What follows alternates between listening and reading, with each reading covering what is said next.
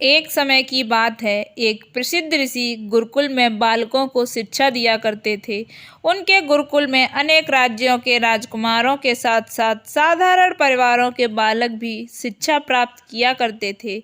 उस दिन कई वर्षों से शिक्षा पा रहे शिष्यों की शिक्षा पूर्ण हो रही थी और सभी बड़े ही उत्साह से अपने अपने घर लौटने की तैयारी कर रहे थे। जाने से पहले ऋषिवर ने सभी शिष्यों को अपने पास बुलाया। सभी शिष्य उनके सामने आकर एकत्रित हुए। ऋषिवर ने सभी शिष्यों को संबोधित करते हुए बोला, आप सबका इस गुरुकुल में आखिरी दिन है।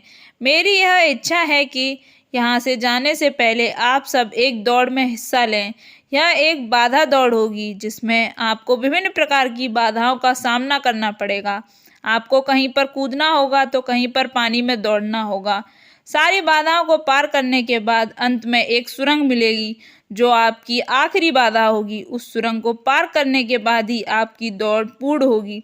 तो क्या आप सभी इस दौड़ में शामिल होने के लिए तैयार हैं? फिर सभी ने एक स्वर में बोला, हाँ, हम तैयार हैं। दौड़ शुरू होते ही सभी तेजी से भागने लगे। सारी बाधाओं को पार करने के बाद वे सब अंत में सुरंग में पहुंचे। सुरंग में बहुत अंधेरा था। जब शिष्यों ने सुरंग में भागना शुरू किया तो पाया कि उसमें जगह जगह नुकीले पत्थर पड़े हुए हैं। वे पत्थर उनके पाँव में चुभने लगे और उन्हें असहनीय पीड़ा होने लगी। लेकिन जैसे तैसे दौड़ समाप्त कर वापस सभी ऋषिवर के सामने एकत्रित हुए। ऋषिवर ने शिष्यों से पूछा, आप सब में कुछ लोगों ने दौड़ पूरी करने में अधिक समय लिया और कुछ ने कम। ऐसा किस प्रकार हुआ? फिर एक शिष्य बोला, गुरुवर, हम सभी साथ साथ ही दौड़ रहे थे, लेकिन सुरंग में पहुंचने के बाद स्थिति बदल गई। कुछ लोग दूसरों को धक्का मारकर आगे निकलने में लगे हुए थे, तो कुछ लोग संभल संभल कर आगे बढ़ रहे थे, तो कुछ ऐसे भी थे जो सुरंग में पड़े पत्थरों को उठाकर अपनी जेब में रख रहे थे ताकि बाद में आने वाला कोई पीड़ा न सहे। इसलिए सब ने अलग अलग समय पर दौड़ पूरी की। इस बात को सुनने के बाद ऋषिवर ने कहा, ठीक है, अब वह लोग सामने आए जिन्होंने मार्ग में से पत्थर उठाए हैं और वह पत्थर मुझे दिखाएं। सब सुनने के बाद कुछ शिष्य सामने आए और अपनी जेबों से पत्थर निकालने लगे, लेकिन उन्होंने देखा कि जिसे वे सब पत्थर समझ रहे थे असल में तो वे 20 बेशकीमती हीरे थे। सभी आश्चर्यचकित होकर ऋषिवर की ओर देखने लगे। ऋषिवर बोले, मैं जानता हूँ कि आप लोग इन हीरों को देखकर आश्चर्य में पड़ गए हैं। इन हीरों को मैंने ही सुरंग में डाला था।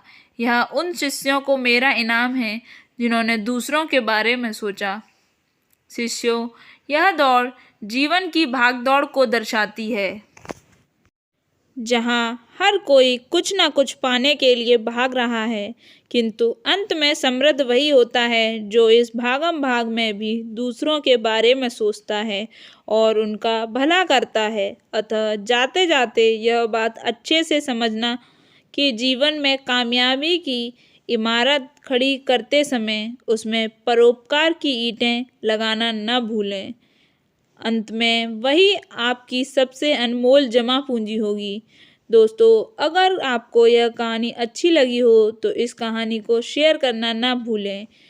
वीडियो को पूरा देखने के लिए आप सभी का दिल की गहराइयों से धन्यवाद।